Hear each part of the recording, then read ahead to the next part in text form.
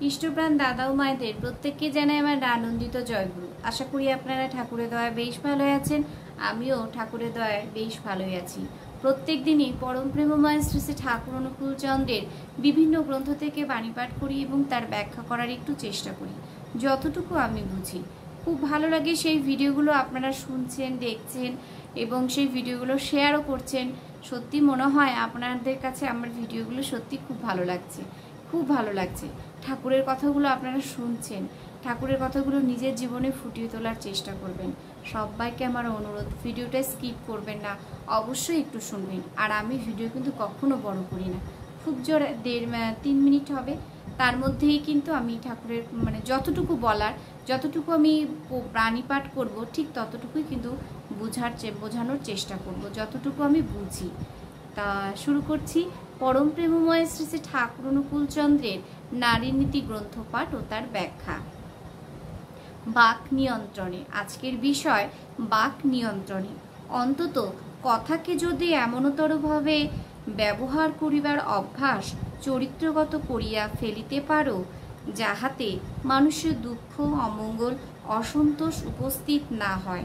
ঠাকুর বলছেন, আমার এই কথা যদি ঠিকঠাকভাবে আমি ব্যবহার করতে না পারি, তাহলে কিন্তু ঠিক হবে না।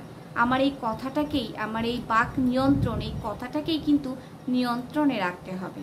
তাই ঠাকুর বলছেন, অন্তত কথাকে যদি এমনতরভাবে ব্যবহার করিবার অভ্যাস চরিত্রগত করিয়া ফেলিতে পারো, এমনভাবে চরিত্রগত করতে হবে যাহাতে মানুষের দুঃখ, অমঙ্গল, অসন্তোষ উপস্থিত না হয়। আমার এই কথাতে যাতে কারো দুঃখ না আসে, অমঙ্গল না আসে, অসন্তোষ না আসে, ঠিক সেইভাবেই আমার কথাকে কিন্তু অভ্যাসে চরিত্রগত করে নিতে হবে। কথা বলার ঢং, কথা বলার ভাষা, কথা বলার ব্যবহার চরিত্রগত কিন্তু করতে হবে। যাতে কি হয়, যাতে কোনো মানুষের অমঙ্গল না হয়, কোনো মানুষের অসন্তোষ না হয়, কোনো মানুষের দুঃখ না হয়, কোনো মানুষ যেন আমার কথাতে দুঃখ না পায়। ঠাকুর বলেছেন, ঠিক এইভাবেই তোমার কথাকে, বাক্যকে চরিত্রে অভ্যাস করার কথা। তাহা হইলে দেখিবে কতখানি তৃপ্তি, কতখানি সন্তোষ, কতখানি সহানুভূতি লাভের অধিকারী হইয়াছ।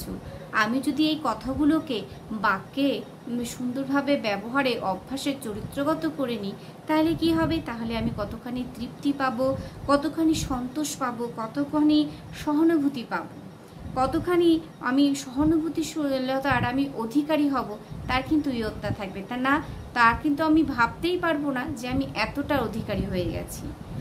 আগ্রহের সহিত ইচ্ছাকে আমন্ত্রণ করো। আগ্রহের সহিত, আমার আগ্রহের দ্বারা ইচ্ছাকে কিন্তু আমন্ত্রণ করতে হবে। অভ্যাসে লাগিয়ে যাও। পারিবে না? নিশ্চয় পারিবে। বাণী সংখ্যা 45। পারিবে না? অবশ্যই পারবে, অবশ্যই পারবে। কেন পারবে না? ঠাকুর যখন বলেছেন, অবশ্যই আমরা পারবো। জয়গুরু প্রত্যেককে। সবাই ভালো থাকবেন, সুস্থ থাকবেন, ঠাকুরকে মাথায় নিয়ে চলবেন। ভিডিওটা আমি কখনোই বড় করি না। অবশ্যই ভিডিওটা কেমন লাগলো অবশ্যই আমাকে কমেন্টসের মাধ্যমে জানাবেন। পরবর্তী ভিডিওতে আবার দেখা হচ্ছে। ততক্ষণ আপনারা ভালো থাকবেন, সুস্থ থাকবেন, ঠাকুরকে মাথায় নিয়ে চলবেন। জয়গুরু।